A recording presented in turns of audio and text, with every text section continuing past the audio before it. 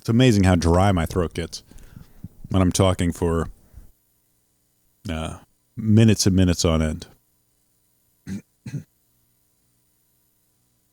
This was came out more than a week ago, but I still wanted to cover it since I didn't cover it on the last thing. This is by The Verge. A group Return to GamerGate is smaller and sadder. So they're trying to sort of minimize GamerGate too, and then kind of talk about sexism. What's funny is that they kind of go in this false bit. They talk about wokeism and that kind of stuff. I'm not really going to go too much into the article. Then talked about the old GamerGate. I believe she tries to link it to Trump at some point too.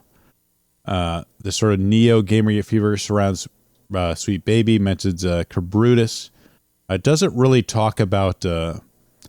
Again, leaves out the fact that Cursed Kindred and Felix tried to cancel him, and then he sort of talks about how Cabrutus sort of started the Sweet Baby Inc. campaign.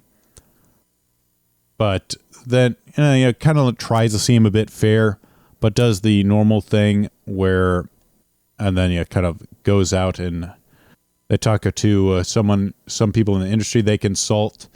Mary Kennedy, associate narrative director on the forthcoming Wolverine game from Insomniac Games. This is probably going to suck, by the way. If you were looking for that Wolverine game from Insomniac, I don't know why do you have a woman writing a narrative? Being the narrative director for a comic book game starring a man. It doesn't bode well to me. Talked to Alan Wake director, who says, yeah, she totally wasn't black. She totally wasn't white before. Her being black has nothing to do with DIE or DEI. We're just tired of seeing people's creative vision being butchered, blah, blah, blah. And then she really just kind of goes into it. Kind of tries to seem fair, does the stuff with fairness, and then sort of towards the end of the article, she just drops the pretense where they talk about, let's see, try to remember which thing is it. It's the Heart 10 years ago, game race leads to harassment and wave.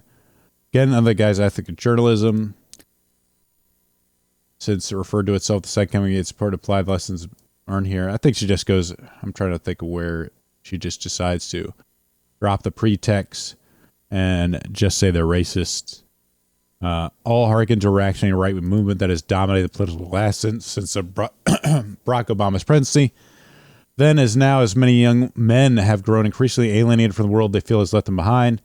It's supposed to de-emphasis on white males in pop culture in favor of women. People of color has exacerbated this in alienation, especially in video games. So she's essentially admits that there is a sort of ongoing effort to de-emphasize white men and what they want and put in really women and then sort of people of color second, queer people and that kind of stuff.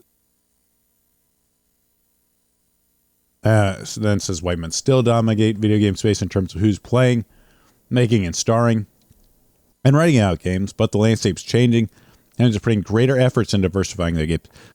So, like, we went from DEI is a conspiracy to DEI is happening, and it's a good thing. Very quickly. And she goes on to talk about, again, how more deep people are, companies and games media. Actually, let me just read this whole. Cicely White still dominate, but the landscape is changing. Companies are putting in more effort diversifying their games. Games media is more likely to call it out when diversity is absent or done poorly. So kind of admitting that basically games media is working with these companies to sort of strong arm this stuff into video games.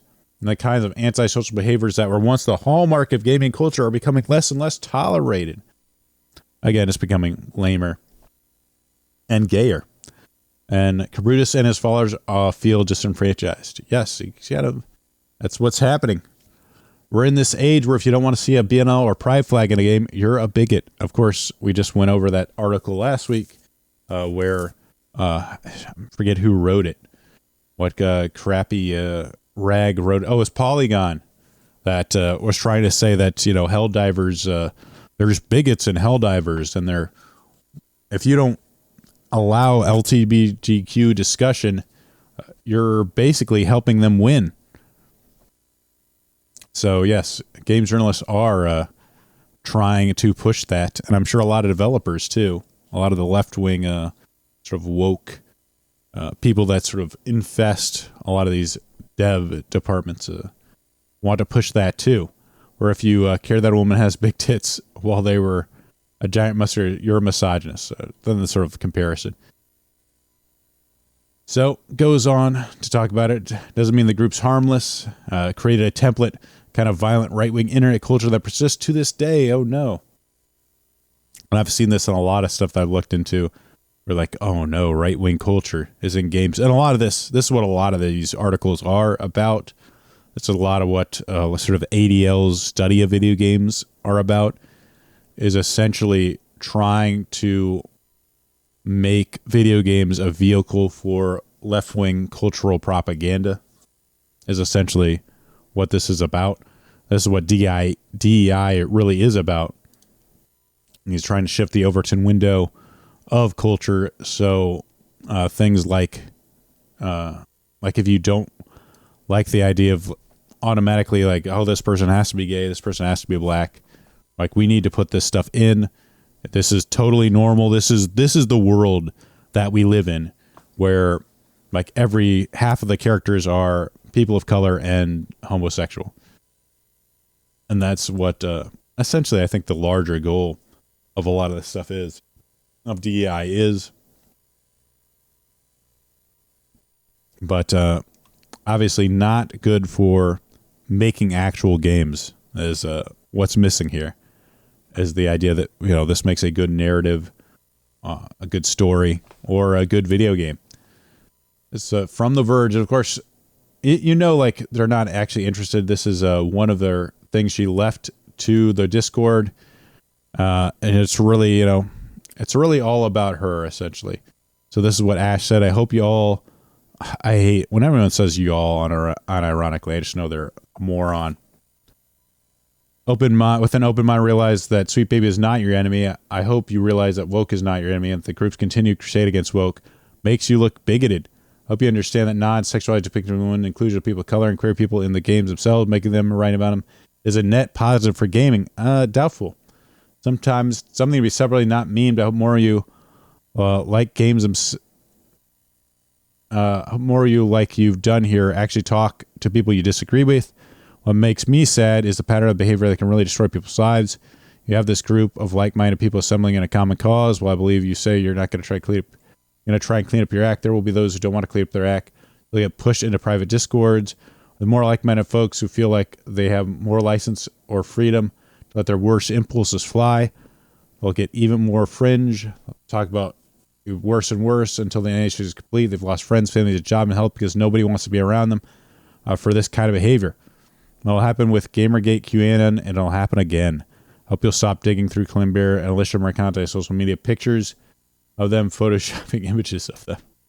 So really, like I said, a lot of these people are really just activists masquerading as journalists, but there really isn't a difference, to be honest, between journalism and activism. The purpose of journalism really isn't to report stories. It is to push a narrative